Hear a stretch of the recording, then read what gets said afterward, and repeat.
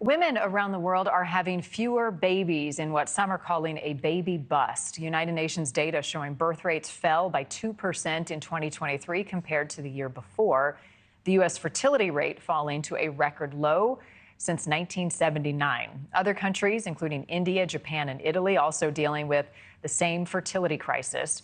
Many government leaders worry about a decline in the workforce, economic growth as a result of fewer children in society, some even calling it a matter of national urgency.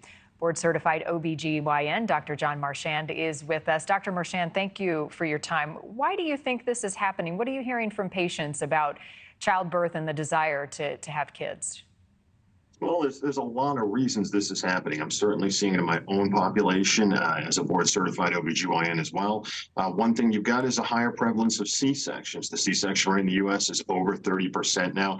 So you really got all of those women, both going through more suffering following delivery and having the option to tie tubes at time of C-section. In addition to that, a lot of mothers are having babies older in life. They're making the decision to take care of careers or education matters first and waiting to have their children until they're older, which of course is usually going to mean fewer children and is going to raise the possibility of complications or more problems with those pregnancies. And of course, elective termination also plays a role. We had 3.59 million births in the U.S., but we did have 900,000 elective terminations as well. So having the option for elective termination essentially throughout the U.S. also plays a role in that number. Yeah, several major factors. I'm curious, you mentioned C-sections. What's leading to more C-sections in your practice and others across the country?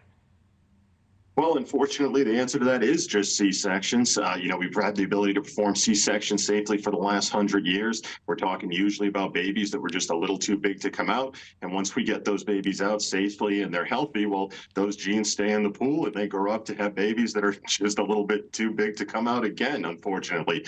So the C-section rate for the safety of babies is rising. And although it's a good thing that these babies' lives are being saved, it is going to self-perpetuate. Having more C-sections, and of course, every C-section, it's going to leave a little bit of a worse taste in your mouth than a vaginal delivery where you can recover so quickly. And of course, with every C-section, you've got that easy possibility of tying tubes or actually removing tubes while we're in there, which gives permanent sterility if the mother desires it. Are there certain demographics where you're seeing lower birth rates, desire to have kids? Yes, in my population, I just don't have the same amount of women in their 20s having births that I used to see. It hasn't changed much in the teenage population. We have about the same amount of teenage births, but women in their early to late 20s are having less children, and more women I'm seeing are putting that off until their 30s, until their college education's out of the way, or until they've got their career choices out of the way. And unfortunately, if our goal is to hit that 2.3 babies per woman, that marker that Elon Musk is always talking about how important it is to avoid population collapse, women are going to have to start having babies a little sooner and have more of them. What are the biggest questions, the most common questions that you get from expectant moms right now? Well, I get a lot of questions about where family planning should work into their life plan. I try to encourage all women to have all the babies they want prior to 35, because after 35, although there's no magic event that happens exactly at 35 years and 0 days, that's traditionally been a marker where the risk of Down syndrome is higher, the risk of chromosomal syndromes is going to be higher, and it's going to be a riskier pregnancy for both mom and baby.